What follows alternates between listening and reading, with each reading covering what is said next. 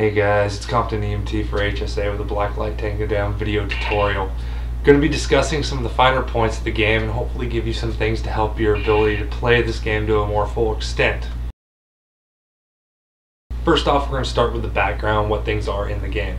BTD is a first-person shooter developed by Zombie Studios and published by Ignition Entertainment. Features 12 maps with over 7 game modes and 4 co-op missions as well. It is a high-speed shooter made using Unreal Engine 3. Its draws are gun customization, future gadgets, and an in-game wall hack. It's a $15 downloadable title. BTD takes place in an Eastern European city named Balak sometime in the future. The political chief of the area has been assassinated by the faction called the Order, which is the red team. The Order is a militia group supplied by the black market of sorts. The other side is Blacklight. Blacklight is a government organization or elite soldiers with the highest tech available. You also find infected called the Civs, which stands for Sentient Insanity Virus. These work just like zombies, but beware, some of them do still use guns. Now the gadgets are something a little different. You have a wall hack called the HRV, which stands for Hyper Reality Visor. Basically the way it works is it's taking all the known information from air and satellite to show you where enemies are. As for special grenades, you have your typical smoke and flash grenades with a slight twist. Since you're wearing a visor, it works to counteract that. The digi grenades that replace smoke grenades create an area of disruption that causes pixelation to be seen. Now the EMP grenades or flash grenades basically cause your visor to crash and reboot. So here we have the main menu of the game. Here you'll find everything that you need. You have the combat zone, which is where you will go to play the game. Armory, where you'll go to customize all your weapons.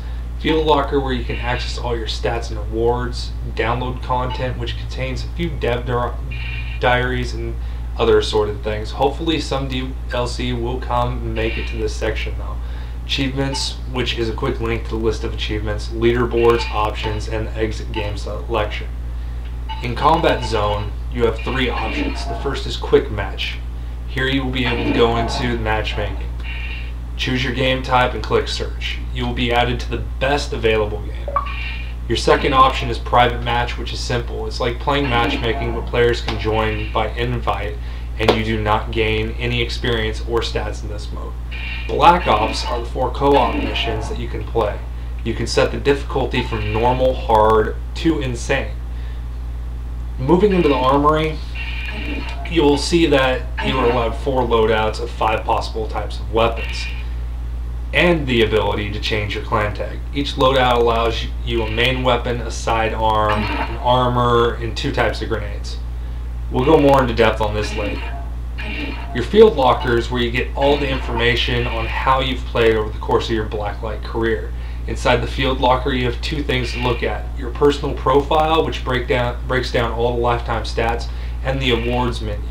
The awards menu is a list of accomplishments such as team wins, kills with different weapons, and a few more odd ones such as the tea party that is accomplished by teabagging an opponent. These awards do nothing for you, though I have been told some of the weapon tags were originally supposed to be unlocked by gaining some of these. Each award has a bronze, silver, and gold level, totaling 165 medals in all. When it comes to your armory, it is much a part of you as a player as your actual stats are. First off, we'll explain the clan tag system. The bottom option in your armory menu is your clan tag. Blacklight does not actually feature a party system. Rather, it features clan tag recognition system. Team up with whoever you want to play with, you both have to have the same clan tag, and it is case sensitive. You get 4 loadouts to set however you want with whatever you want. Though, when you first start the game, you'll only be limited to 3 types of weapons and no extra attachments. When you go into one of your loadouts, you'll have the option to change your main weapons, sidearm, equipment, and armor. For the main weapons, you get a choice of the different types of weapons and the presets of those weapons you've unlocked. For all purposes though, we're going to skip straight into the first option, which is Equipped Primary. This is where you modify the current weapon in your loadout. For the customizable parts, you get to choose your scope or sight, your magazine, muzzle, barrel, stock, a weapon camouflage, and a weapon tag. Each piece changes your weapon a little differently, and it is you who has to figure out what works best for the way you play. You'll notice at the bottom of your screen there are 3 bars. Most people are confused about these bars. These bars are the LMS system: lethality, maneuverability, and survivability. This can be confusing, seeing as around 25 stats compile the system, and some aren't where you think they might actually be. A lot of people complain about this system and want detailed stats to be shown.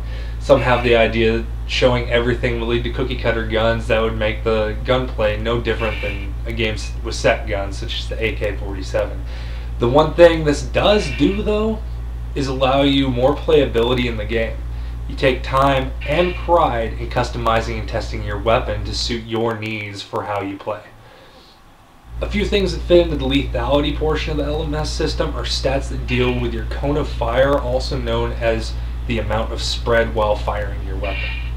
Another aspect of lethality that has confused some people is whether or not damage is included in this bar. Damage is included, but it only pertains to the type of weapon you are using and not the parts you are using. Sniper does different damage than AR DPS wise, but one sniper does not do different damage than another sniper. As far as the maneuverability goes, it's just as it sounds. It changes stats associated with movement. Some of these are your actual movement speed, sprint refill rate, and duration.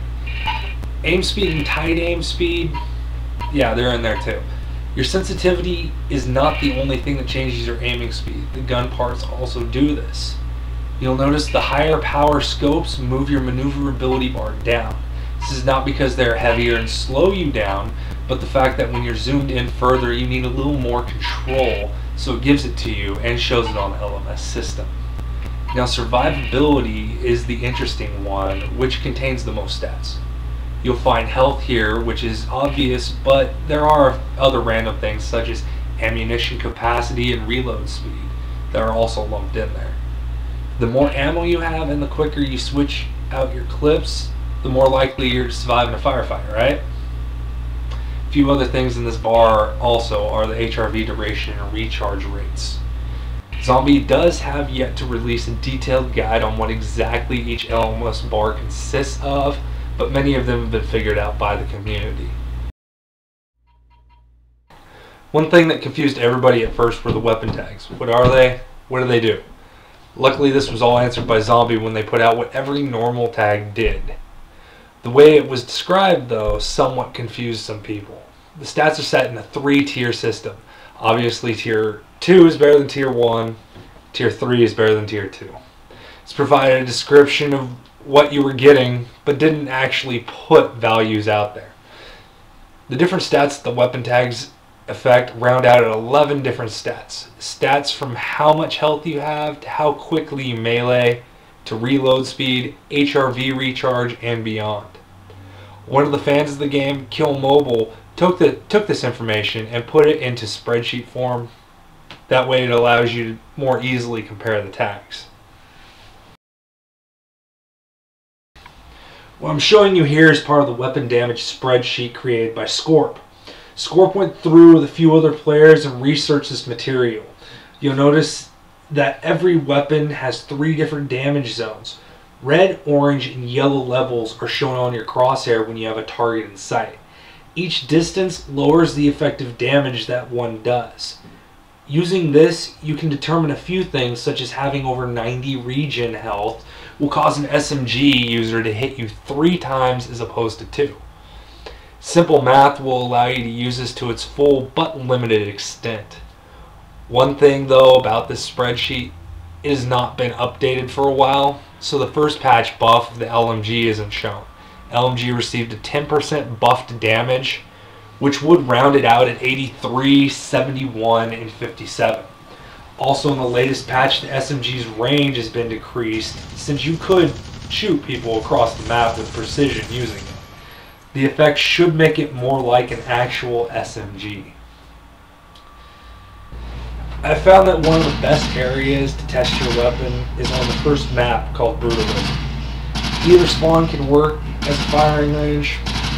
shoot the wall from different distances while doing different activities with different gun parts, and you'll be able to see what you like. For longer range testing, go to the balcony just outside the Blacklight spawn. You'll be able to see across the map lengthwise, providing you with a good distance equivalent to most of the longest points in the game's maps. That's the basic run through of the game. If you have further questions, you can go to the official forums located at forums.ignitionusa.net. Most likely you'll be able to get an answer from one of the zombie devs or from the BTD veterans. Now go out there and start playing.